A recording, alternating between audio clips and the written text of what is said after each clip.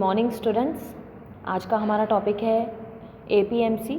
APMC का मतलब होता है एग्रीकल्चरल प्रोड्यूस मार्केट कमेटी। अभी हम देखेंगे कि एपीएमसी होता क्या है। An agricultural produce market committee is a marketing board established by a state government in India to ensure farmers are safeguarded from exploitation by large retailers, as well as ensuring the farm to retail price spread does not reach excessively high levels। जो APMC है वो एक marketing board है, state government के द्वारा इसे establish किया गया है ताकि जो फार्मर्स का शोषण होता है बड़े बड़े मनी लेंडर्स के द्वारा वो ना हो, वो कम हो। इसकी वजह से एपीएमसी यह एक मार्केटिंग बोर्ड इस्टेब्लिश की गई है स्टेट गवर्नमेंट के द्वारा।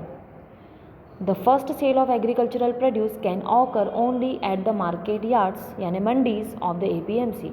जो एग्रीकल्चरल प्रोड्यूस रहता है फार्मर्स के द्वारा जो प्रोडक्ट को प्रोड्यूस किया गया है वो सबसे पहले मार्केट में लाया जाएगा, देन उसका सेल किया जाएगा, वो डायरेक्टली कस्टमर तक नहीं पहुँचेगा। ये एपीएमसी का मेन उद्देश्य है।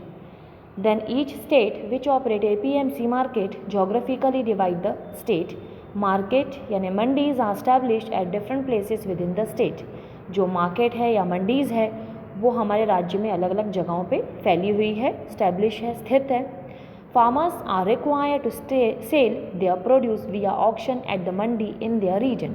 जो फार्मर्स है वो अपने प्रोडक्ट को, जो उनका प्रोडक्ट प्रोड्यूस किया गया है उसे मंडी में लाया जाता है, देन ऑक्शन के द्वारा उसे सेल किया जाता है। Traders require a licence to operate within a Mandi.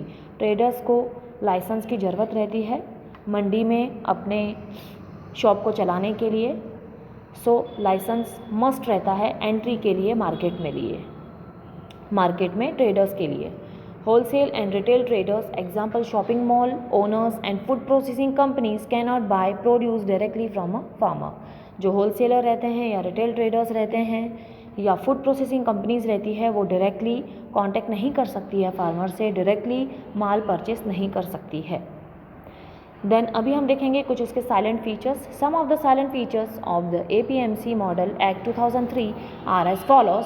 First है facilitate contract farming model.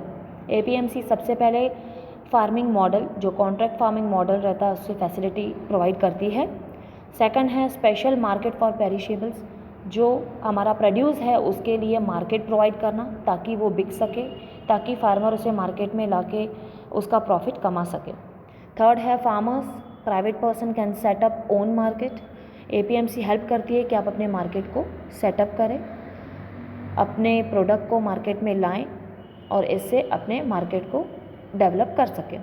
Then fourth है लाइसेंसिंग नॉर्म्स रिलैक्स्ड, यानी कि जो लाइसेंस आपको ज़रूरी रहता है मार्केट में एंट्री करने के लिए वो नॉर्म्स रिलैक्स रहता है। नॉर्म्स रिलैक्स यानी जो भी रूल्स है रेगुलेशंस है वो थोड़ा इजी वे में कैरी कर सकते हैं आप। देन फिफ्थ है सिंगल मार्केट फ़ी।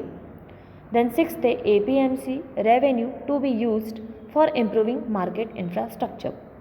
एपीएमसी अपने रेवेन्यू का यूज़ करती है ताकि जो मार्केट का इंफ्रास्ट्रक्चर है उसको इम्प्रूव करने के लिए जो भी उसमें कमियां हैं मार्केट में, जो उसमें ज़रूरतें हैं, किसी टेक्नोलॉजी को लाना है तो उसके लिए जो एपीएमसी है वो अपने रेवेन्यू का यूज़ करती है। देन है उसके कुछ प्रिंसिपल्स। अभी हम देखेंगे कि एपीएमसी के प्रिंसिपल्स क्या क्या है। APMC operate on two principle. First है उसका ensure that farmers are not exploited by intermediaries और money lenders who compel farmers to sell their produce at the farm get for an extremely low price। तो जो APMC का first principle है वो ये है कि जो फार्मर्स शोषित किए जाते हैं, जो फार्मर्स का एक्सप्लॉइटेशन होता है मनी लेंडर्स के द्वारा वो ना हो। जैसे कि जो मनी लेंडर्स रहते हैं वो फार्मर्स के यहाँ डायरेक्टली जाके उनसे लो प्राइस पे माल परचेस करके वो मार्केट में हाई प्राइस पे बेचते हैं, तो इससे फार्मर्स का क्या होता है, लॉस होता है। उन्हें जितना प्रॉफिट मिलना चाहिए उतना नहीं मिलता है।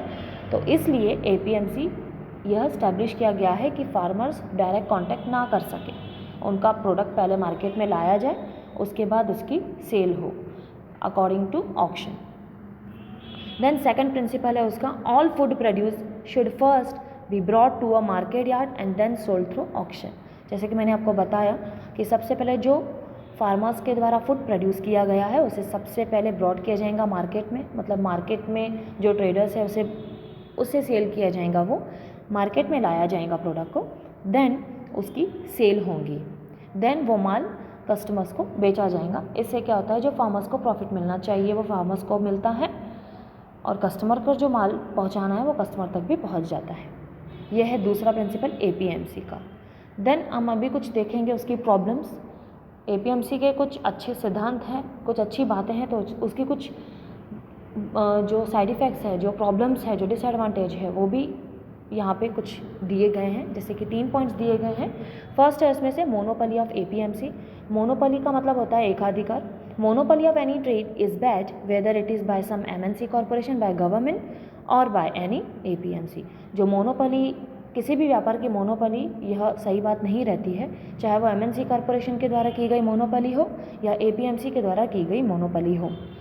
It deprive farmer from better customers from original suppliers. तो इससे क्या रहता है, जो फार्मर्स रहते हैं उसको अगर डायरेक्ट कस्टमर से कांटेक्ट करने में अगर अच्छा प्रॉफिट मिलता है कस्टमर से, तो वो इससे वंचित रह जाता है। और जो कस्टमर है अगर उसे सही प्राइस में फार्मर से माल मिलना चाहिए तो कस्टमर भी इस बात से वंचित रह जाता है। यानी दोनों का, फार्मर और कस्टमर का, दोनों का डायरेक्ट कांटेक्ट यहाँ पे पॉसिबल नहीं होता है। यह है उसकी फर्स्ट प्रॉब्लम। सेकंड है कार्टेलाइजेशन। कार्टेलाइजेशन का मतलब होता है, it is quite often seen that agent in an APMC get together to form a cartel and deliberately restrain from higher bidding, produce is procured at manipulatedly discovered price and sold at higher price. Spoils are then shared by participants, leaving farmer in lurch. इसका मतलब होता है, जो agents रहते हैं APMC में वो एक कार्टेल अरेंज करते हैं। कार्टेल का मतलब होता है कि गेट टुगेदर, वो गेट टुगेदर अरेंज करते हैं।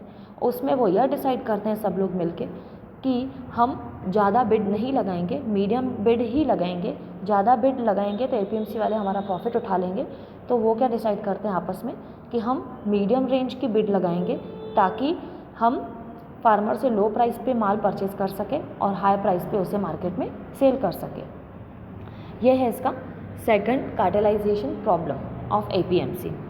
देन जो स्पॉइल्स रहता है, जो बचा हुआ लूट का माल रहता है, वो आपस में बांट देते हैं।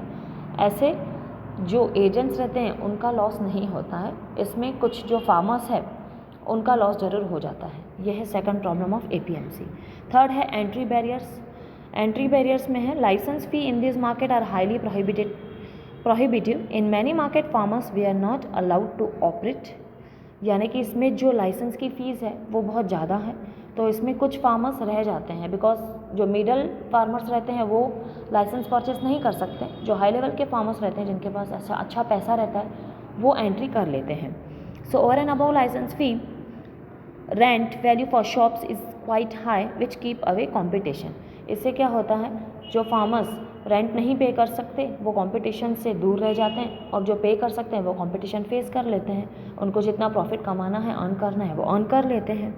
At most places only a group of the village और urban elite operate in APMC. तो इससे क्या होता है, जो एंट्री बैरियर है, जो हाई लेवल के फार्मर्स है वो सब प्रॉफिट्स लेके चले जाते हैं, बट जो मिडिल फार्मर्स रहते हैं वो यहाँ पे रह जाते हैं। ऐसे मिडिल फार्मर्स का लॉस हो जाता है, जो गरीब फार्मर्स है उसका यहाँ पे लॉस हो जाता है। इस प्रकार से ये 3 प्रॉब्लम्स थी एपीएमसी की। So bye bye students, next topic हम नेक्स्ट लेक्चर में देखेंगे।